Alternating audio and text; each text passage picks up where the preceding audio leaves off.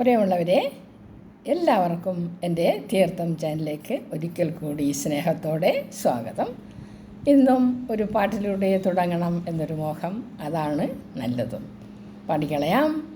നിദ്ര തന്നീരാളി നീന്തി കടന്നപ്പോൾ സ്വപ്നത്തിൻ കളിയോടം കെട്ടി,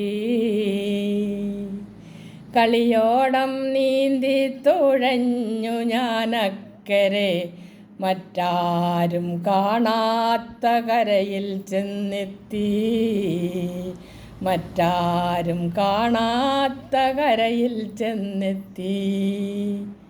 പ്രിയമുള്ളവരെ, ആദ്യം നമ്മൾ ഒന്ന് മനസ്സിലാക്കുക, ജീവിതം എന്നത് life is not at all a bed of roses. ജീവിതം ഒരിക്കലും സുഖവും സംതൃപ്തിയും സൗന്ദര്യവും എല്ലാം ആസ്വദിക്കാൻ മാത്രമുള്ള ഒരു ബെഡ് ഓഫ് റോസസ് അല്ല, ഒരു പനിനീർ മെത്ത അല്ല എന്ന് മനസ്സിലാക്കുക.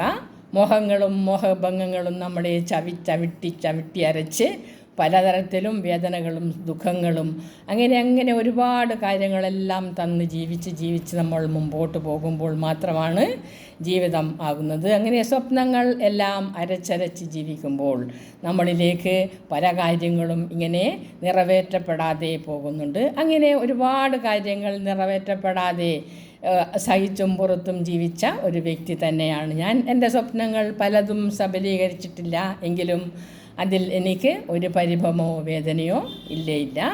എങ്ങനെയായാലും ഒന്ന് ജീവിക്കണം എന്നൊരു മോഹം എൻ്റെ മനസ്സിലുണ്ടായിരുന്നു. അപ്പോൾ ഈ സ്വപ്നം എന്ന് പറയുന്നത് എന്താണെന്നൊന്ന് നമുക്ക് നോക്കിക്കൂടെ. അതായത് നമ്മൾ മനുഷ്യർ ഈശ്വരനിലേക്ക് എത്തുന്ന 4 അവസ്ഥയാണ്: സ്വപ്നം, സുഷുപ്തി, ജാഗ്രത്, തുര്യൻ. ഈ 4 അവസ്ഥയിലും നമ്മൾ ദൈവത്തിലേക്കെത്തും. സ്വപ്നം എന്ന് പറയുന്നത് നമ്മളുടെ മോഹങ്ങളെല്ലാം നമ്മുടെ മനസ്സിലിട്ട് ഇങ്ങനെ ഇടിച്ച് പതുക്കി അങ്ങനെ വെച്ചു, അതൊന്നും സഫലമാകാതെ വരുമ്പോൾ അതെല്ലാം മനസ്സിൽ ഇങ്ങനെ ഒരു സംഘർഷമായി കിടക്കും. അങ്ങനെ അത് നമ്മൾ ഉറങ്ങുമ്പോൾ അത് സ്വപ്നത്തിലൂടെ നമ്മളിലേക്ക് ഇങ്ങനെ നമ്മൾ സൃഷ്ടിച്ച ഒരു ലോകത്തിൽ നമ്മളങ്ങനെ സ്വപ്നമായി ജീവിക്കും. ജീവിച്ച് രാവിലെ ഉണരുമ്പോൾ നമുക്ക് തോന്നും നമ്മളാരുമില്ലാത്തൊരു കരയിൽ എത്തിയിരിക്കുകയാണെന്ന്. മറ്റുള്ള ബാക്കിയുള്ള ഭാഗങ്ങൾ ഞാൻ പിന്നീട് പറയാം. അങ്ങനെ നമ്മൾ ആരുമില്ലാത്ത കരയിൽ എത്തും എന്നത് ഉറപ്പാണ്. ജീവിതത്തിൽ അങ്ങനെ ഒരു കരയിൽ എത്താത്ത ആരും ഉണ്ടാവുകയില്ല. അപ്പോൾ അങ്ങനെ അവിടെ ഒറ്റപ്പെടുമ്പോൾ നമ്മൾ ഭയന്നു പോകരുത്. അങ്ങനെ ജീവിതത്തിൽ ഒറ്റപ്പെട്ടു പോയ ഒരു വ്യക്തി തന്നെയാണ് ഞാൻ. മക്കളെല്ലാം ഉണ്ട്, അവർ സ്നേഹിക്കുന്നില്ലെന്നോ എനിക്ക് വേണ്ടതെല്ലാം ചെയ്യുന്നില്ലെന്നോ അല്ല, എല്ലാം നല്ലത് തന്നെയാണ്. എനിക്ക് കിട്ടിയതെല്ലാം, എനിക്ക് ദൈവം തന്നതെല്ലാം വളരെ നല്ലത് തന്നെയാണ്. നല്ലതുപോലെ ജീവിച്ചൊരു വ്യക്തി തന്നെയാണ് ഞാൻ. അങ്ങനെ ജീവിച്ച് ഒരു സ്ത്രീയുടെ ഏറ്റവും വലിയ ഒരു ധൈര്യം എന്ന് പറയുന്നത് ഞാൻ പഠിച്ച കാര്യമാണ്, ഞാൻ അനുഭവിച്ച കാര്യമാണ്. ആ സ്ത്രീയുടെ ഭർത്താവ് തന്നെയാണ്. എത്ര വൃത്തികെട്ടവനായാലും കുടിയനായാലും ചതിയനായാലും ഒരു സ്ത്രീക്ക് അവളുടെ ഭർത്താവ് എപ്പോഴും പ്രിയപ്പെട്ടതാണ്. എൻ്റെ ഭർത്താവ് എന്ന് പറയുന്നത് ശരിക്കും ഞാൻ സത്യമായി ആത്മാർത്ഥമായി പറയുകയാണ്, ഹീസ് എ പെർഫെക്റ്റ് ജെൻറ്റിൽമാൻ. അതുകൊണ്ട് തന്നെ ഞാൻ നല്ലതുപോലെ 3 മക്കളെയും വളർത്തി സുന്ദരമായി ജീവിച്ചു. ഒരുപാട് മോഹങ്ങളും മോഹഭംഗങ്ങളും ഒക്കെ എനിക്കുണ്ടായിട്ടുണ്ട്. അതിൽ ഞാൻ പരിഭവിച്ചിട്ടേ ഇല്ല. കാരണം ജീവിതം എൻ്റേതാണ് എന്ന ബോധത്തോടുകൂടി ജീവിച്ച ഒരു വ്യക്തിയാണ് ഞാൻ. അങ്ങനെ ഒരു 43 വർഷം സുഖമായി സാമാന്യം ഭേദപ്പെട്ട ഒരു ജീവിതം ജീവിച്ചു. മക്കളെല്ലാം വിവാഹം കഴിച്ചു കൊടുത്തു. അവരുടെ എല്ലാം ജീവിതം ധന്യമായി പോകുന്നുണ്ട്. അങ്ങനെ ആയപ്പോൾ 2013 എന്ന വർഷത്തിൽ ജനുവരി 6-ാം തീയതി എൻ്റെ ഭർത്താവ് മരിച്ചു പോവുകയാണ്. എൻ്റെ കഥ പറയുമ്പോൾ നിങ്ങൾക്ക് ബോറടിക്കുമെങ്കിലും അതൊന്നറിയണം, ഇതിലൂടെ എനിക്ക് പറയണം. അങ്ങനെ ജീവിച്ച വീട്ടിൽ ഞാൻ ഒറ്റക്കാവുകയാണ്. ഒറ്റക്കായപ്പോൾ നമ്മൾ എപ്പോഴും നമ്മുടെ സ്വപ്നങ്ങൾക്ക് നിറപ്പകിട്ടുണ്ടാകുന്നത് ഒരു ഭർത്താവ് എന്നുള്ളൊരു വ്യക്തി ഉണ്ടാകുമ്പോൾ തന്നെയാണ്. അവിടെ ഒരു ധൈര്യമുണ്ട്. നമുക്ക് നമ്മളെ താങ്ങി നിർത്താൻ, നമ്മളെ താലോലിക്കാൻ, നമ്മുടെ മനസ്സിലേക്ക് ധൈര്യമിട്ട് തരാൻ ഒരാളുണ്ട്. അപ്പോൾ അങ്ങനെ ഒരു സ്ത്രീ ഒറ്റക്കായി പോകുമ്പോൾ അവൾക്ക് വല്ലാത്തത് താങ്ങാൻ പറ്റാത്തൊരു വേദന തന്നെയാണ്. അങ്ങനെ ഒരു വേദന അനുഭവിച്ചുകൊണ്ടിരിക്കുന്ന കാലഘട്ടം എനിക്കുണ്ടായിരുന്നു. വല്ലാതെ അങ്ങ് വേദനിച്ചപ്പോൾ സ്വന്തക്കാരായ അയലത്തുകാർ എന്നിലേക്ക് മിസൈൽ ആക്രമണം നടത്തി. ആ ഒരു വേദനിക്കുന്ന ഓർമ്മ എനിക്ക് വല്ലാതെ ഇപ്പോഴും വേദനയുള്ളത് തന്നെയാണ്. സ്വന്തക്കാരായി 43 വർഷം എൻ്റെ അയലത്ത് ജീവിച്ച ആളുകൾ എന്നിലേക്ക് ഒരു മിസൈൽ ആക്രമണം നടത്തുകയാണ്. അതെനിക്ക് താങ്ങാനേ കഴിഞ്ഞില്ല. അപ്പോൾ ഞാൻ ദൈവത്തിനോടൊരു പ്രാർത്ഥിച്ച കാര്യമുണ്ട്. ദൈവമേ, എന്നെ ഇവിടെ നിന്ന് രക്ഷിക്കണേ എന്ന്. രക്ഷിച്ചു. പ്രിയമുള്ളവരെ, എന്നെ ദൈവം രക്ഷിച്ചു. എനിക്ക് പ്രാണജലവുമായി ദൈവം വലിയ അനുഗ്രഹം തന്നപ്പോൾ ഞാൻ നിങ്ങളോട് പറയുന്നു, നമ്മൾ മനസ്സറിഞ്ഞ് ദൈവത്തെ ഒന്ന് വിളിക്കുമ്പോൾ പ്രാണജലം തരാൻ ദൈവമുണ്ടാകും. അപ്പോൾ ആ വീട്ടിൽ നിന്നും എന്നെ രക്ഷിക്കാൻ ദൈവം വന്നു. എൻ്റെ മകൾ വേറൊരു വീട് വാങ്ങിച്ചു. അവിടെ ഞാൻ താമസത്തിന് വന്നു. അവിടെ നിന്നപ്പോഴാണ് എൻ്റെ മനസ്സിൻ്റെ ആ ഒരു വിഷമതകൾ മാറ്റാൻ എൻ്റെ മകളുടെ കുഞ്ഞുമക്കൾ പറഞ്ഞു, അമ്മമ്മ ഒരു കാര്യം ചെയ്യ്, ഒരു വീഡിയോ ഇടൂ, അമ്മമ്മയ്ക്ക് നല്ല കാര്യങ്ങളൊക്കെ അറിയുന്നുണ്ടല്ലോ, എൻ്റെ കുട്ടികൾ പറഞ്ഞതാണത്, അതാർക്കെങ്കിലും ഉപകരിക്കുമെങ്കിൽ, ഒരാളെങ്കിലും നന്നാവുമെങ്കിൽ, അമ്മമ്മയുടെ വാക്കിലൂടെ ഒരാളെങ്കിലും നന്നാവുമെങ്കിൽ അത് നല്ലതാണ് എന്ന് പറഞ്ഞ് അവരാണ് എനിക്ക് ഈ യൂട്യൂബ് ചാനൽ തുടങ്ങിത്തന്നത്. ഈ അവസരത്തിൽ എൻ്റെ കുഞ്ഞുമക്കൾക്ക് ഞാൻ സ്നേഹത്തോടെ ഒരു ഉമ്മ കൊടുത്തോട്ടെ. കാരണം അവരാണ് എന്നെ ഈ വഴിയിലേക്ക് തിരിച്ചു വിട്ടത്. അങ്ങനെ ആ വീഡിയോ തുടങ്ങി എല്ലാവരും എന്നെ സ്നേഹിക്കാൻ തുടങ്ങുന്നുണ്ട് എന്നെനിക്കൊരു ബോധം, ഒരു വലിയ അഭിമാനം എനിക്ക് തോന്നുകയാണ്. ഞാൻ നിങ്ങളെ സ്നേഹിക്കുമ്പോൾ നിങ്ങളുടെ ഒരു സ്നേഹം, ഒരിറ്റു സ്നേഹം എനിക്കും കൂടി പങ്കുവെച്ച് തരണം. എന്നെ ചേർത്ത് പിടിക്കാൻ നിങ്ങളെല്ലാം ഉണ്ടാവണം. അതെൻ്റെ ഒരു എളിയ അഭ്യർത്ഥനയാണ്, പ്രാർത്ഥനയാണ്. എങ്ങനെയാണ്? നിങ്ങളെനിക്ക് പണം തന്നോ മോഹങ്ങൾ തന്നോ ഒന്നും സഹായിക്കേണ്ട. എൻ്റെ ഈ വീഡിയോ കാണുമ്പോൾ, അതായത് ഒരാളെങ്കിലും നന്നാവട്ടെ എന്ന ബോധത്തോടു കൂടി ഞാൻ ചെയ്യുന്ന എൻ്റെ വീഡിയോ കാണുമ്പോൾ അതൊന്ന് സബ്സ്ക്രൈബ് ചെയ്യാനും ഷെയർ ചെയ്യാനും എൻ്റെ പ്രിയപ്പെട്ട ശ്രോതാക്കൾ മറക്കരുത്, പ്ലീസ്. നമുക്ക് കഥയിലേക്ക് പോകാം.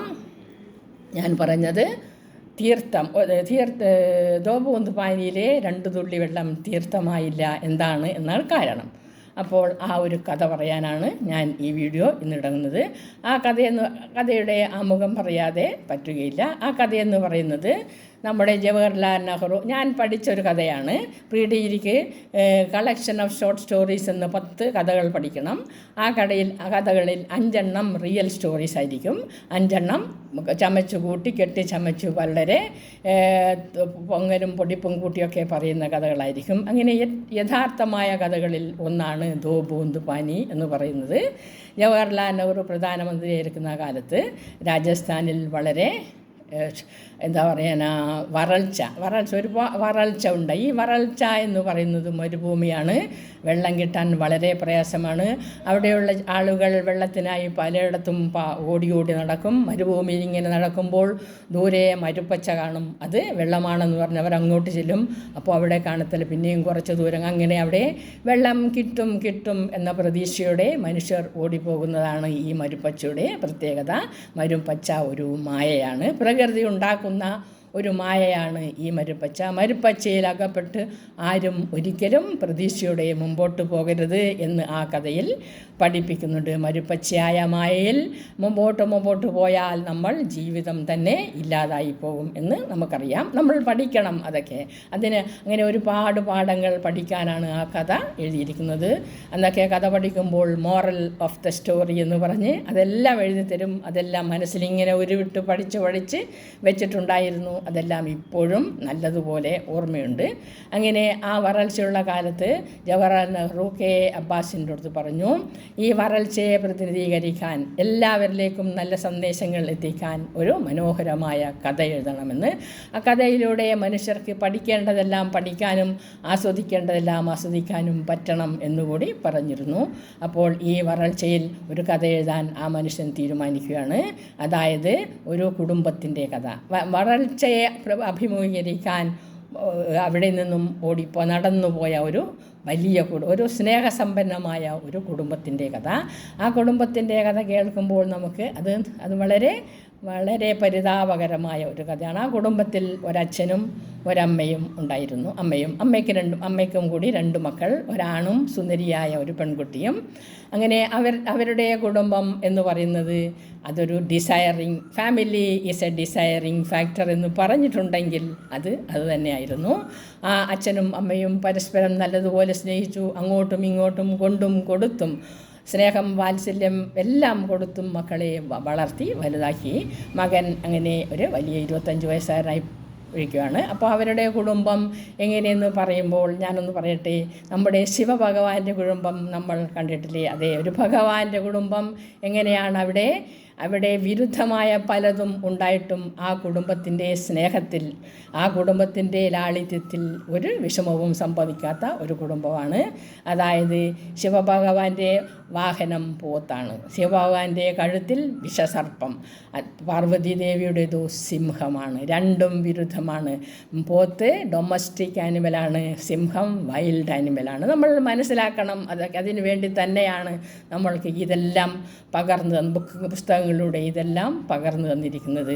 അങ്ങനെ മകനായ മുരുകൻ്റെ വാഹനം മയിൽ, ഗണപതി ഭഗവാന്റെ വാഹനം എലി. ഇതെല്ലാം വിരുദ്ധാഭാസങ്ങൾ തന്നെയാണ്. എങ്കിലും ആ സിംഹത്തിന്, പാർവതീദേവിയുടെ സിംഹത്തിന് നമ്മുടെ ശിവഭഗവാൻ ഇരിക്കുന്ന പോത്തിനെ തിന്നണമെന്ന് ഒരിക്കലും തോന്നാറില്ല. അവിടെ ഒരു സംഘർഷമുണ്ടാക്കണമെന്ന് ആ സിംഹത്തിന് തോന്നാറേയില്ല. അതാണ് അതിൻ്റെ പ്രത്യേകത. ശിവഭഗവാൻ പാർവതിക്ക് കൊടുത്ത ആ പരിഗണന, ആ സ്നേഹം, ആ ലാളിത്യം, ഇതെല്ലാം പാർവതി ആ സിംഹത്തിന് പോലും കൊടുത്തിട്ടുണ്ട് എന്ന് നമ്മൾ മനസ്സിലാക്കണം. സിംഹം ഒരിക്കലും അതിൻ്റെ ക്രൂരത, ആ പോത്തിനെ ആക്രമിക്കണം എന്ന ക്രൂരതയിലേക്ക് എത്തിയിട്ടേ ഇല്ല. അവിടെ ശാന്തം സുന്ദരം സമാധാനം, ശിവം ശാന്തം സുന്ദരം എന്ന ഒരവസ്ഥ. അതുപോലെ തന്നെ ഈ പാമ്പിന് എലിയെ പിടിക്കണമെന്നോ മയിലിനെ പിടിക്കണമെന്നോ ഒന്നും തോന്നാറേ ഇല്ല, ഒരിക്കലും തോന്നിയിട്ടില്ല. അവരുടെ കുടുംബം സമ്പന്നമായി, സമ്പുഷ്ടമായി, മനോഹരമായി പോയിട്ടുണ്ട്. അതുകൊണ്ട് തന്നെ ഞാൻ വീണ്ടും എല്ലാവരോടും ഒന്ന് ഓർമ്മിക്കുകയാണ്, family is a desiring factor. Love it, respect it and rear it. എപ്പോഴും മറക്കാതെ സൂക്ഷിക്കുക. അത് നല്ല കാര്യമാണ്. അങ്ങനെ ഒരു നല്ല കുടുംബത്തിൻ്റെ കഥയാണ് നമ്മൾ ദോ ബൂന്ദ് പാനിയിൽ ചിത്രീകരിക്കുമ്പോൾ ആ കുടുംബത്തെ നമ്മൾ ഒന്നറിയണം. സ്നേഹത്തോടെ വാത്സല്യത്തോടെ എല്ലാം വളർത്തിയും കൊടുത്തും വെള്ളത്തിന് വേണ്ടുമ്പോഴത്തെല്ലാം അമ്മ പോകുമ്പോൾ ഈ മക്കൾ രണ്ടും പോവുകയും വെള്ളം കിട്ടുന്നിടത്തു നിന്ന് എടുത്തു കൊണ്ടുവരികയും ഒക്കെ ചെയ്യുന്ന ഒരു കഥ.